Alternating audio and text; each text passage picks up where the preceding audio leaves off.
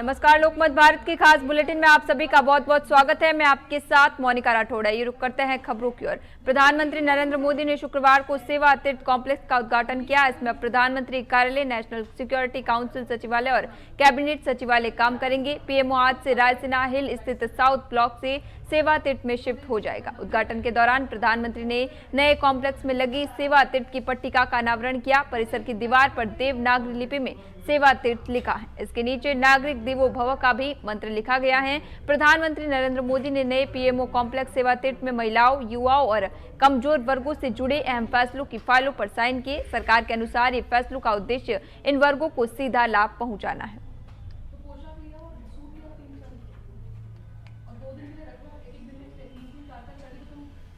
तमिलनाडु के सलेम में तमिलगा वेत्री कजगम चीफ विजय की रैली में 37 साल के एक शख्स की हीट स्ट्रोक के कारण मौत हो गई। पुलिस ने बताया कि महाराष्ट्र का रहने वाला सूरज रैली के दौरान सीने में दर्द की शिकायत के बाद गिर पड़ा। इसके बाद उसे बेहोशी की हालत में अस्पताल ले जाते समय रास्ते में सूरज की मौत हो गई। वह कई सालों से स्लैब में रह रहा था।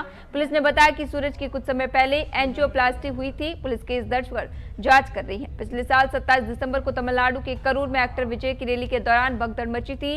रैली में आई भीड़ अचानक बेकाबू हो गई थी, जिससे कुल 41 लोगों की मौत हो गई थी, जबकि कई अन्य घायल हुए थे। वही तमिलनाडु के मुख्यमंत्री एम.के. स्टालिन ने शुक्रवार को बताया कि उनकी सरकार ने कलगनार महिला अधिकार योजना के तहत राज्य की 1.31 करोड़ महिलाओं के बैंक खातों में 5,000 जमा किए हैं।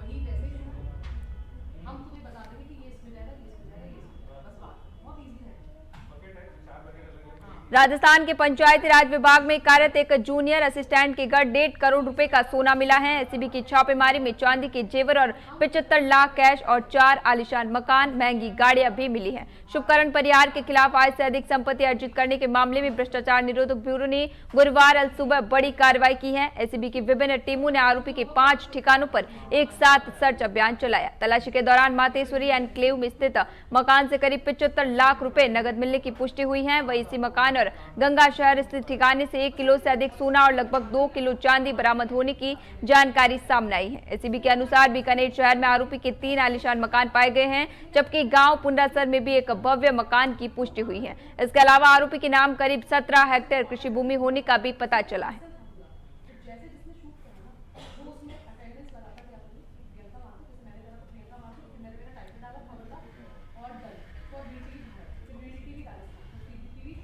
इंदौर शहर की लाइफलाइन कही जाने वाले शास्त्री ब्रिज को तोड़कर फिर से बनाया जाएगा। कलेक्टर, सांसद और महापौर की समन्वय बैठक के बाद इसका निर्माण जल्द ही शुरू करने का निर्णय लिया गया है।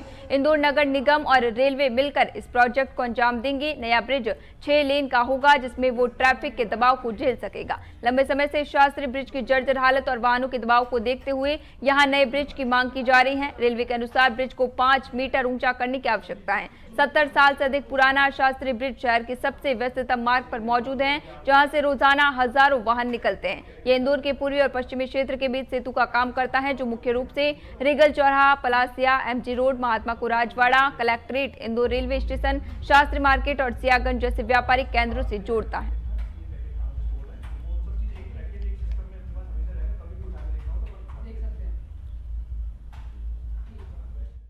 अभी हम प्रिलिमिनरी सर्वे कर रहे हैं। इस ब्रिज को रेलवे बनाएगी पूर्णतः एंड टू एंड, और अभी हम कमिश्नर साहब के साथ, आईएमसी के साथ और मेट्रो के साथ हमने जॉइंट इंस्पेक्शन किया है कहाँ से उनकी लाइन जाएगी, और हमारे यहाँ पे जितनी यूटिलिटी है, sewer line, pipe line, cables, इसको कैसे शिफ्ट किया जाएगा या क्या प्रोसीजर ऑफ वर्क रहेगा, उसके लिए हम यहाँ पे अभी बार सर्वे, ऑन फुट सर्वे करके फिर जब कंप्लीट सर्वे करने के बाद जब इसका डिटेल जीएडी बनाएंगे, डिटेल प्लान बनेगा, तो उसमें ये आज के सर्वे का जो भी पॉइंट्स है उसको इंक्लूड करके हम इसका प्लान बनाएंगे। रेलवे के चीफ इंजीनियर साहब कमिश्नर साहब से मिले थे, बैठक हुई थी, और तब बताया गया कि रेलवे शास्त्री ब्रिज को तोड़कर नया ब्रिज बनाने वाले। तो इसलिए हम रेलवे के अधिकारी, हम लोग, नगर निगम के सब लोग, यहाँ जितनी हमारी यूटिलिटी है, सीवर लाइन, पानी की आदि, इसकी सर्वे करके जॉइंट इंस्पेक्शन कर रहे हैं, ताकि उनको कैसे हटाया जा सके, उसमें कितना क्या पैसा लगेगा। और रेलवे अधिकारी साथ में ही है, लगभग 150 करोड़ की लागत से बनेगा। जैसे बहुत सारे निर्णय भी उच्च स्तर पर बैठक करके होंगे। हम लोग प्रारंभिक सर्वे कर रहे हैं। सर, किन किन बिंदुओं पर सर्वे किया गया आज? बताए ना कि जितनी हमारी सर लाइन है, वाटर लाइन, सीवर लाइन, और इनको देख रहे हैं, इनको कैसे शिफ्ट करेंगे, कहाँ शिफ्ट करेंगे, देख रहे हैं। इंदौर जिले के महू क्षेत्र में आज मामला सामने आया है जहां कुख्यात गैंगस्टर लॉरेंस बिश्नोई के नाम पर एक व्यापारी को 5 करोड़ रुपए की फिरौती की धमकी दी गई है। व्हाट्सएप कॉल के जरिए दी गई इस धमकी ने इलाके में हड़कंप मचा दिया है। मामला इंदौर ग्रामीण के महू अनुभाग अंतर्गत किशनगंज थाना क्षेत्र का है। पीड़ित कारोबारी ने थाने पहुंचकर शिकायती आवेदन दिया है, जिसमें बताया गया कि अज्ञात व्यक्ति ने व्हाट्सएप कॉल कर खुद को लॉरेंस बिश्नोई गैंग का सदस्य बताया और 5 करोड़ रुपए की फिरौती की मांग की है। इंदौर ग्रामीण डीएसपी उमाकांत चौधरी ने लोकमत भारत से चर्चा करते हुए बताया कि पुलिस ने मामले को गंभीरता से लेते हुए जांच शुरू कर दी है। कॉल की तकनीकी जांच के लिए साइबर एक्सपर्ट्स की मदद ली जा रही है और विभिन्न बिंदुओं पर पड़ताल जारी है। कुख्यात गैंगस्टर लॉरेंस बिश्नोई के नाम पर इंदौर के महू में एक व्यापारी को धमकाने का मामला सामने आया है। ग्रामीण डीएसपी उमाकांत चौधरी जी इस वक्त हमारे साथ मौजूद है। सर, क्या मामला है? कल एडिशनल एसपी कार्यालय महू में एक आवेदन एक युवक के द्वारा दिया गया था और वो किशनगंज थाना क्षेत्र का रहने वाला है और एक व्यवसायी का पुत्र है। उसके द्वारा आवेदन में ये बताया गया है कि उसको फोन पर लॉरेंस बिश्नोई गैंग के नाम से किसी ने व्हाट्सएप पे धमकी दी है और पैसे की मांग की गई है। पुलिस के द्वारा बहुत ही गंभीरता से इस आवेदन पर जांच की जा रही है। हमारी साइबर की टीम है और कॉल डिटेल्स वगैरह के आधार पर इसमें आगे जांच की जा रही है। इसमें कई बार ये देखने में आता है कि कई बार लोग शरारत के तौर पे भी इस तरह के कॉल या मैसेज करते हैं, लेकिन पुलिस हमेशा इसको गंभीरतापूर्वक जांच कर रहेगी और इसमें अगर कोई ऐसी गंभीर बात होगी तो इसमें आगे वैधानिक कार्रवाई की। कितने पैसों की मांग की गई है? इसमें लगभग 5 करोड़ की उन्होंने डिमांड की। पत्र में सर आपको जो पत्र दिया है, शिकायती पत्र, क्या एडिशनल एसपी कार्यालय महू को दिया गया है। हम इंदौर में मुख्यालय में खड़े होकर बात कर रहे हैं। उनके द्वारा यही कहा गया कि आप इतने पैसे दीजिए, नहीं तो हम आपको जान से खत्म कर देंगे। इस तरह की उन्होंने धमकी दी है और इसमें पुलिस अभी चूंकि बहुत ही प्रारंभिक तौर पे हम आपसे बात कर रहे हैं, इसमें आगे जांच में जो भी बिंदु आएंगे हम आपको बताएंगे। सर, जो ये व्हाट्सएप कॉल था ये कहाँ से आया, लगभग क्या जानकारी लगी है? पुलिस की साइबर टीमों के द्वारा यही अभी जांच की जा रही है और उनको बुलाया गया है। उनके और भी क्या बैकग्राउंड रहा है, कभी कोई किसी से कोई दुश्मनी तो नहीं रही, कोई इस तरह के कोई, इन सारे तथ्यों पे हम लोग जांच कर रहे हैं और हमारी साइबर की टीम इसमें जांच कर रही है। थोड़े समय बाद हम इसको ये जो सर कारोबारी है, इनका क्या कामकाज है? जैसा मैंने आपको बताया कि एक युवक के द्वारा ये आवेदन दिया गया है। अभी बहुत सारी डिटेल उनसे जांच में सामने आएगी और जब डिटेल सारी आ जाएगी तो हम आपको अवगत करेंगे। तो धमकी का मामला है। लॉरेंस बिश्नोई कुख्यात गैंगस्टर की ओर से महू के एक व्यापारी को धमकी मिली है। फिलहाल पुलिस मामले की जांच कर रही है। कैमरा पर्सन जीतू माथुर के साथ सतीश शर्मा, लोकमत भारत, इंदौर। ग्वालियर जिले के डबरा में पंडित प्रदीप मिश्रा की शिव महापुराण कथा में शुक्रवार को एक दुखद घटना हो गई। यहां कथा शुरू होने से कुछ ही देर पहले पंडाल में बैठी उत्तर प्रदेश की 65 वर्षीय महिला की हार्ट अटैक से मौत हो गई। मृतका की पहचान इटावा निवासी पुष्पा देवी के रूप में हुई है। वह 2 दिनों से डबरा के नवग्रह शक्तिपीठ पर कथा में शामिल हो रही थी। शुक्रवार सुबह जैसे ही वह पंडाल में अपनी जगह पर बैठी, अचानक उनके सीने में तेज दर्द उठा और अचेत होकर गिर पड़ी। दरअसल डबरा में नवग्रह मंदिर के प्राण प्रतिष्ठा समारोह के तहत पंडित मिश्रा की कथा का आयोजन किया गया है। समारोह के पहले दिन 10 फरवरी को कलश यात्रा शुरू होने से पहले भगदड़ मच गई थी, जिसमें 70 वर्षीय महिला रति साहू की मौत हो गई। बच्ची समेत 8 लोग घायल हुए थे।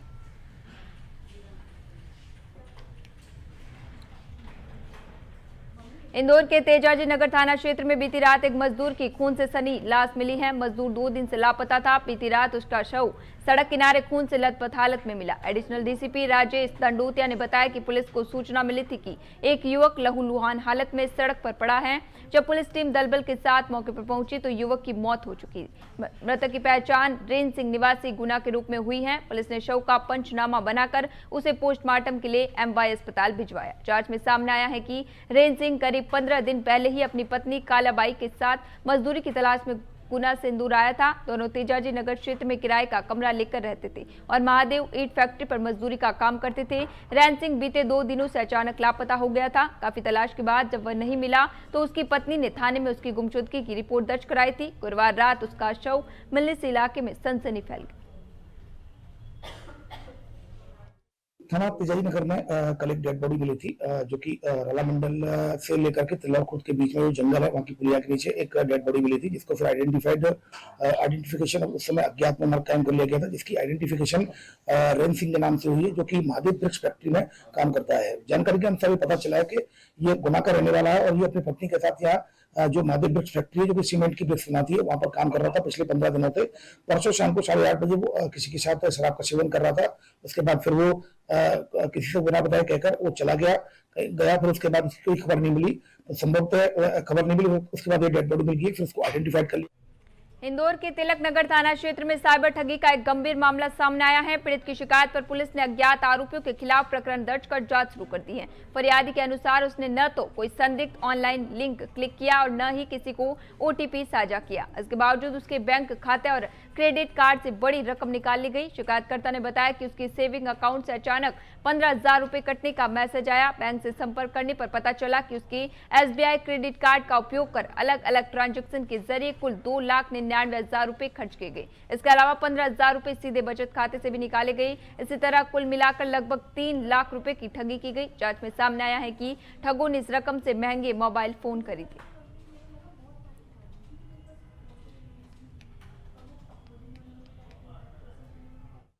इस प्रकार बताई, उसको पता नहीं था कि उसने न कभी किसी को ओटीपी दिया, न ही कोई किसी प्रकार की कोई एपीके फाइल डाउनलोड की, न ही कोई लिंक को डाउनलोड किया, क्लिक किया।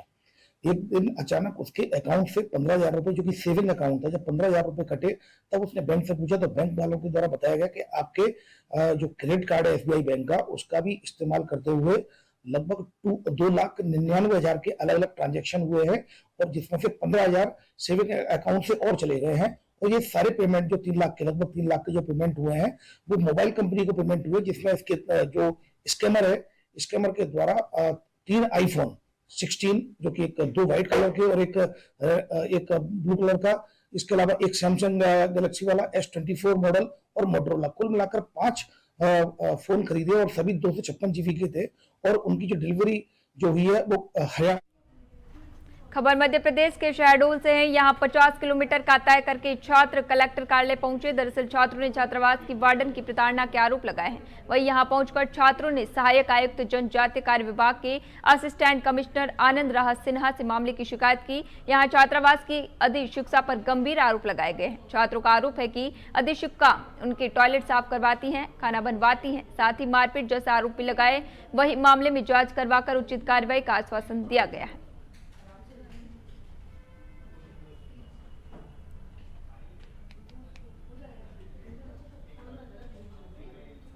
सर मैम हमसे बहुत डांटती हैं, मारती हैं, साफ सफाई नहीं करते हैं तो हमको मारती है। आंटी आती हैं, उससे काम नहीं करवाती हैं। फोन चला, कल ही मारी थी। एक एक डंडा टूटती है एक बच्चे के हाथ में, और आंटी डंडा लेके आती है। हमको खाना भी पेट भर नहीं देती है, चावल भी तौल साफ करवाती हैं, और मारती है, और गेहूं नहीं दिन से सब ऐसे कर देती हैं। सर हमारे होटल में इतनी हुआ है कि मैम हमको मारती हैं, कल भी मारी थी, और मारी थी ना, ये हमारे हाथ में एक बार डंडा टूटी थी। ये सबको मारते हैं मैम, और न खाना देते हैं ठीक से। 50 बच्चे में से ये 2 जग चावल निकालते हैं, और फिर हम लोग साफ ऑफ नहीं करते लेटरिन बाथरूम, फिर बोलते हैं तुम लोग यही हो। और वो आंटी डंडा तोड़ के पहले से रख देते हैं, हमको मार बचता है तो आंटी बहुत हंसती हैं। और फिर आंटी बोलती हैं मैम से ऐसे बताती हैं कि ये लोग ऐसा करते हैं, हम लोग करते भी नहीं, तो भी वो बोलती हैं तुम लोग ऐसे करते हो। तो मैम हमको फिर आंटी की बात मान के हमको मारती हैं, फिर आंटी भी बताती हैं। ये छात्रावास की बच्ची हैं, 6वीं से 8वीं तक का सेकेंडरी माने सीनियर आश्रम है। वहाँ के अधीक्षक के खिलाफ शिकायत है कि इनको मैन हैंडल करती है और इनसे काम करवाती है, जो कि उसको नहीं करवाना चाहिए, और भी उनकी शिकायत है। तो अधीक्षक को तो मैं भी प्रेमा सोसाइटी सस्पेंड कर दूंगा आज ही। मैं इन बच्चों को वापस छोड़ने जा रहा हूँ, खाने खिलाने की व्यवस्था करा के उन लोग को छोड़ के आता हूँ। प्रिंसिपल से मैंने बात की है कि उसके स्कूल से बच्चियाँ कैसे हैं, सारी यूनिफॉर्म में हैं, वो अपने टीचर्स की रिस्पॉन्सिबिलिटी फिक्स करके रिपोर्ट देंगे, तो उन टीचर्स के खिलाफ भी मैं कार्रवाई करूँगा। सर कौन सी स्कूल के बच्चे थे? ये CM राइज गोपारू के बच्चे हैं। ग्वालियर में जिंदगी और मौत के बीच जूझ रहे एक 9 साल के मासूम बच्चे ने अपने खून से पत्र लिखकर केंद्रीय मंत्री ज्योतिरादित्य सिंधिया से न्याय की गुहार लगाई है। मासूम ने शहर के एक नामी डॉक्टर पर बिना डिग्री डिप्लोमा के दवाओं का अत्यधिक डोज देते हुए उसके शरीर पे गंभीर बीमारी पैदा करने का आरोप लगाते हुए कार्रवाई की मांग की है। केंद्रीय मंत्री ज्योतिरादित्य सिंधिया ने इस मामले में जल्द कार्रवाई का आश्वासन दिया है। वहीं पिता पुत्र ने भी ऐलान किया है कि अभी यदि न्याय नहीं मिला तो वो आत्मदाह कर लेंगे। दरअसल ग्वालियर का रहने वाला 9 साल का मासूम यशवर्धन राठौड़ 3rd क्लास में पढ़ता है। केंद्रीय मंत्री ज्योतिरादित्य सिंधिया के ग्वालियर आगमन की सूचना मिलने पर वो अपने पिता मोनू राठौड़ के साथ ग्वालियर एयरपोर्ट पहुंचा, जहां उसके द्वारा अपने खून से लिखा न्याय का गुहार वाला पत्र केंद्रीय मंत्री ज्योतिरादित्य सिंधिया को सौंपा। सिंधिया ने पत्र को देखा और पिता पुत्र को न्याय दिलाने का आश्वासन दिया। जब सिंधिया एयरपोर्ट से रवाना हो रहे थे तब एक बार फिर पिता पुत्र उनके काफिले के सामने आ गए। सिंधिया ने काफिला रोक उनसे कहा कि वह बच्चे को न्याय जरूर दिलाएंगे। मेरा नाम यशवर्धन है। यशवर्धन, बताइए क्या दिक्कत हुई आपको? मुझे ये दिक्कत हुई थी कि मैंने पुलिस अफसर पे अपना इलाज कराया था, तो मैं इलाज कराते उसकी दवाई से साइड इफेक्ट हुआ और उसकी वजह से उस दवाई की वजह से मेरी गंभीर हालत है आज, और कोई कार्रवाई नहीं की जा रही है। अगर कार्रवाई नहीं की जाएगी तो मैं धंधर पे बैठूंगा। किस किस से आपने मुलाकात की? मैंने सीएम पे की और सीएम एचओ से की और भी पूर्व मंत्रियों से करी, जब भी उस पर कार्रवाई नहीं करी जा रही है। कोई सुनवाई नहीं? कोई सुनवाई नहीं हुई है। मैंने केंद्रीय मंत्री सिंधिया जी को आवेदन दिया है, खून से लिखा था पत्र मेरे बच्चे ने, क्योंकि राष्ट्रपति को, प्रधानमंत्री अमित शाह जी को, सबको पत्र हमने फैक्स द्वारा भेजा है, मैंने पोस्ट ऑफिस द्वारा। डॉक्टर की लापरवाही थी, क्योंकि उसकी गंभीर इसने इलाज किया है, मगर सीएमएचओ पर दबाव के कारण कोई कार्रवाई नहीं हो पा रही है। मैंने सीएम तक को आवेदन दिया, मगर डॉक्टर पर, सीएमएचओ पर उस पर दबाव डाल रहा है बहुत पूर्व मंत्रियों का, नेताओं का, इसलिए कार्रवाई नहीं हो पा रही। क्या है कारण दबाव का? उसको मैंने इलाज कराया था, बालों को साइड इफेक्ट हुआ था, मगर जब डॉक्टर कुलदीप सक्सेना संदेश छावनी पर जब मैंने उसके बारे में पता किया तो उस पर डिप्लोमा ही नहीं है, उसकी पत्नी का नाम एक्सटेंट खुद स्वयं बैठ रहा है, फिर भी सीएमएचओ कार्रवाई नहीं कर रहा है। उसमें क्या है ऐसा?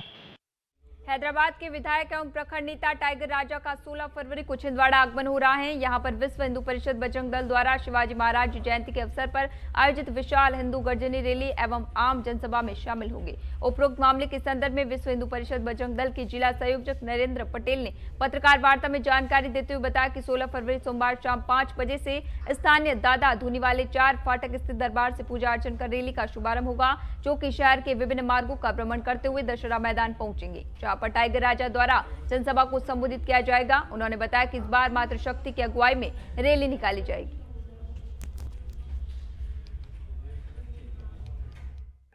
16 फरवरी शाम 5 बजे हमारे छिंदवाड़ा में हिंदू शेर, हिंदू हृदय सम्राट, हैदराबाद के विधायक टाइगर राजा सिंह जी का हमने कार्यक्रम रखे हुए। यह कार्यक्रम हमने छत्रपति शेर शिवाजी महाराज की जन्म जयंती के अवसर पर रखे हैं और हिंदू समाज को जागृत करने के लिए, हिंदू समाज को संगठित करने के लिए रखे गए। यह कार्यक्रम की रूपरेखा ये है कि ये दादाजी धूनी वाले के मंदिर से ये हिंदू गर्जना रैली निकलेगी, जो कि तिलक मार्केट चौक, पावर हाउस, गोलगंज, उसके बाद में फवाड़ा चौक होते हुए पोला ग्राउंड पर पहुंचेंगे और पोला ग्राउंड पर टाइगर राजा सिंह जी का उद्बोधन होगा, जिसको संपूर्ण जो हमारे पूरे जिले के और पूरे शहर के हमारे हिंदू भाई लोग आ रहे हैं, हिंदू माताएं बहनें आ रही है, हिंदू मठ मंदिरों के साधु संत आ रहे हैं। इंदौर के द्वारकापुरा थाना क्षेत्र में लापता 25 वर्षीय एमबीए छात्र का शव मिलने से इलाके में हड़कंप मच गया। छात्रा 10 फरवरी से लापता थी। परिजनों के अनुसार वह जन्मदिन की पार्टी में जाने की बात कहकर घर से निकली थी, लेकिन वापस नहीं लौटी। पुलिस को अंकल गली स्थित एक किराए के कमरे से युवती का शव मिला। प्रारंभिक जानकारी के अनुसार शव संदिग्ध अवस्था में मिला, जिससे मामले में हत्या की आशंका जताई जा रही है। सूचना मिलते ही पुलिस और एफएसएल टीम मौके पर पहुंची और साक्ष्य जुटाने की कार्रवाई शुरू की। जांच में सामने आया है कि जिस कमरे से शव बरामद हुआ वह युवती के क्लासमेट पीयूष का बताया जा रहा है। घटना के बाद से पीयूष फरार है। पुलिस उसकी तलाश में जुटी है और अधिकारियों का कहना है कि उसे जल्द हिरासत में लिया जाएगा।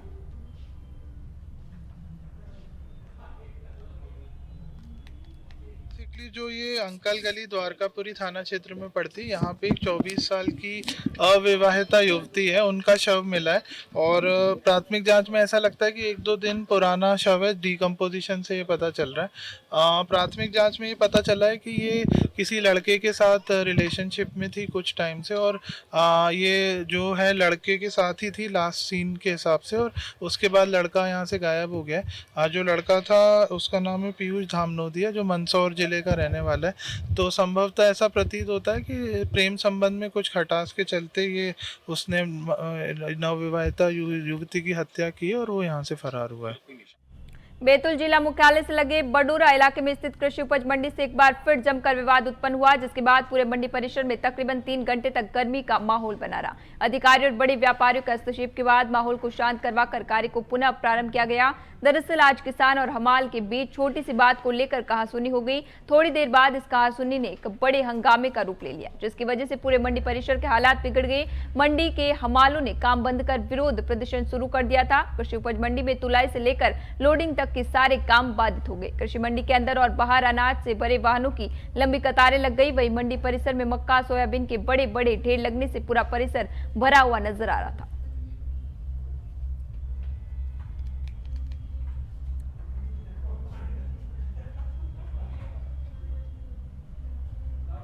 तो कल के जो रात में थोड़ी समस्या आई थी तौल संबंधी, तो उसमें थोड़ा सा हम वालों को कहना है कि किसान ने गाली वगैरह दे दिया, तो इसलिए हम वालों ने आज काम बंद कर रखे हैं।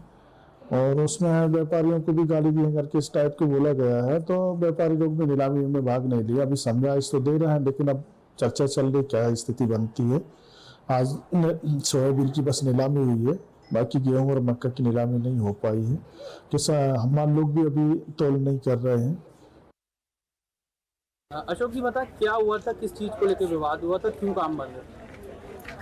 रात को ढेर नापने आए हम उधर से नापने आए यहाँ पे, एकदम से हमारे पर चिल्लाने लग गया, ऐसा और वैसा, कौन सेठ है, बोले सेठ को कल मंडी से माल नहीं दूंगा, तो ऐसा बोले मंडी बंद करवा दूंगा, ऐसा से बोलने लग गया हमको, और काटे नहीं करवाऊंगा, ऐसा बोलने लगा। वो ढेर वाला क्या बोल रहा था आपको? बोले ढेर नहीं ना पाने, बोले मेरे को मैं कैंसिल करवा लूंगा, बोले ऐसा वैसा प्लान दिखा। क्या नाम दिया? मैं गुलू हारोड़े। क्या हुई स्थिति, क्या हुआ? कल क्या माल लाया था मक्का, तो वो कल से पड़ा है, तो हमाल शाम को तोलने आए, तो हमारे लोग बोलते 1500 रुपये लगेंगे तो माल काटा होगा। तो मैंने मंडी प्रबंधक को भी फोन किया था, तो वो आए भी थे, तो बोले तोल दे रहे। उसके बाद फिर नाइट में 9 बजे बोलते पैसे लगेंगे तो ही काटा होगा, अन्यथा नहीं होगा। तो अभी सुबह फिर बोलते हैं कि मैंने उन लोगों को गाली रखी, और मैंने कोई गाली नहीं दी, कुछ नहीं दी, मेरा उनसे कोई वो नहीं। अभी मुझे मारने के लिए पूरे हमाल इकट्ठे हो गए थे। विधवा महिला का पुनर्विवाह और सामाजिक बहिष्कार के मामले बहस और चर्चा का विषय भले ही हो, लेकिन सामाजिक कुरीतियों को दूर करने के लिए हमेशा से प्रयास किए जाते रहे हैं। बालाघाट जिले के लांजी क्षेत्र में आए इसी तरह के इस मामले ने लांजी से विधायक राजकुमार कराहे ने संज्ञान लिया। उन्होंने कहा कि विधवा पुनर्विवाह अधिकार है और समाज में ऐसी कुरीतियों को खत्म किया जाना चाहिए। उन्होंने आश्वस्त किया है कि वे दोनों पक्षों को बुलाकर चर्चा करेंगे और सामाजिक सौहार्द बनाए रखने की कोशिश करेंगे। विधायक का कहना है कि विधवा महिला को दोबारा विवाह करने का पूरा संवैधानिक और सामाजिक अधिकार है और इसमें किसी प्रकार की रोक टोक उचित नहीं है। मामला लांजी के मंडई टेकरी गांव में रहने वाले एक परिवार का है, जिसमें एक व्यक्ति की बेटी की शादी के 2.5 महीने बाद ही उसके पति की मौत हो गई। महज 22 साल की उम्र में विधवा हुई बेटी 3 साल तक मायके में रही। पिता से बेटी का दर्द देखा नहीं गया और उन्होंने समाज की परवाह किए बिना उसका पुनर्विवाह कर दिया। शादी गैर बिरामदी से होने की वजह से समाज के लोगों ने पूरे परिवार का 10 साल के लिए बहिष्कार कर 25,000 का जुर्माना लगा दिया। इस मामले में विधायक ने कहा कि समाज को बदलते समय के साथ आगे बढ़ना होगा और पुरानी रूढ़ियों को त्यागना होगा।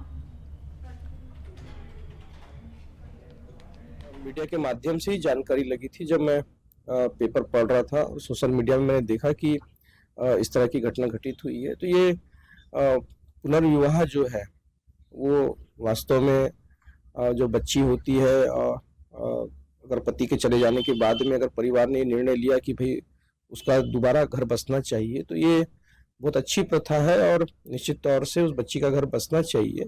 और कोर्ट के माध्यम से उसके पिता ने उसकी शादी करवाया, लेकिन अगर समाज इस तरह का निर्णय ले रहा है कि उसको समाज से बहिष्कार किया जाए या फिर अर्थदंड उसे दिया जाए, ये गलत है।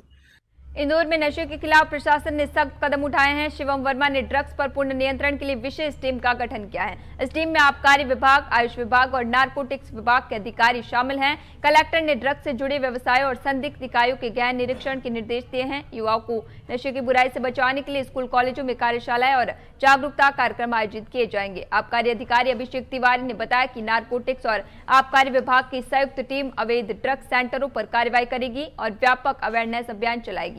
मीडिया और सामुदायिक कार्यक्रमों के जरिए भी लोगों को जागरूक किया जाएगा।